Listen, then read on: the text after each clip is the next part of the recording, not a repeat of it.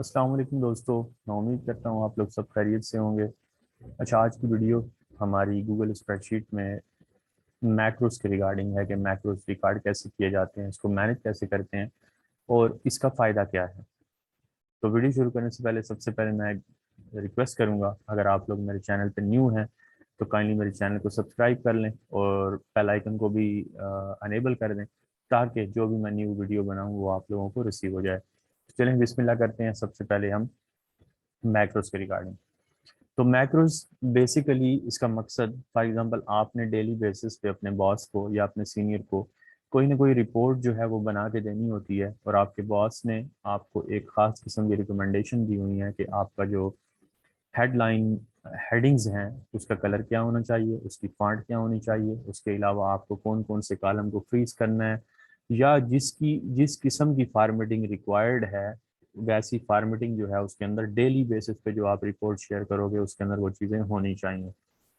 या तो ये हो सकता है कि आप उसके एसओपीज बनाओ और डेली बेसिस पे वो सारी की सारी इम्प्लीमेंटेशन करो, या फिर आप स्मार्ट सोच करो और आप एक्सटेंशंस गूगल स्प्रेडशीट के अंदर जाकर अपना मैक्रोस जो है रिकॉर्ड कर दो, और रोज़ाना की बेस पे आप इस रिपोर्ट को डाउनलोड करो जो भी रिपोर्ट आपकी है, और उसके बाद आप सिंपल रन करो और विद इन सेकेंड के अंदर जो आपका बॉस चाह रहा, जो आपका सीनियर चाह रहा, उस तरह की एक रिपोर्ट बनाई और उनके साथ शेयर कर दें।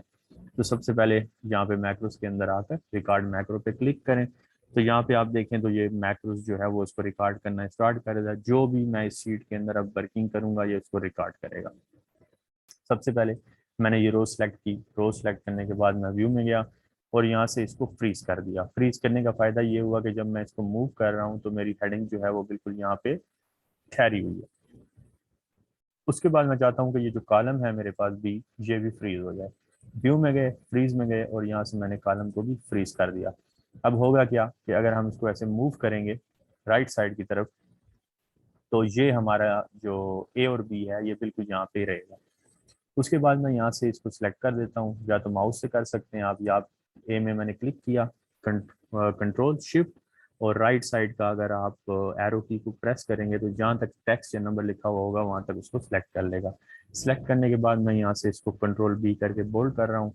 बोल्ड करने के बाद मैं यहाँ से इसका जो बैकग्राउंड कलर है वो चेंज कर रहा हूँ। ये करने के बाद यहाँ से मैं इसको सिलेक्ट करता हूँ, कंट्रोल शिफ्ट और इसी तरह वही राइट साइड का एरो, और इसी तरह कंट्रोल शिफ्ट और ड्रॉप डाउन, तो ये पूरी की पूरी मेरी जो एंटायर शीट है वो उसने सेलेक्ट कर ली है। और यहाँ से जाकर मैं इसका कोई कलर चेंज कर देता हूँ। ठीक है, ये जब चेंज हो गया, ये ऊपर से हमने सेलेक्ट नहीं किया था, यहाँ से कंट्रोल शिफ्ट और यहाँ से लेकर फिर से कर लेते हैं, और फिर इसको यहाँ से आके हम क्लिक कर देते हैं। तो ये सारी की सारी हमारा कलर भी चेंज हो गया। अब हम चाहते हैं कि जो हमारा डेट वाला सेक्शन है ये जो है बोल्ड हो जाए, तो ये यहाँ से मैं ऊपर क्लिक करके कंट्रोल बी कर देता हूँ। ठीक है, तो ये सारे के सारे बोल्ड हो गए।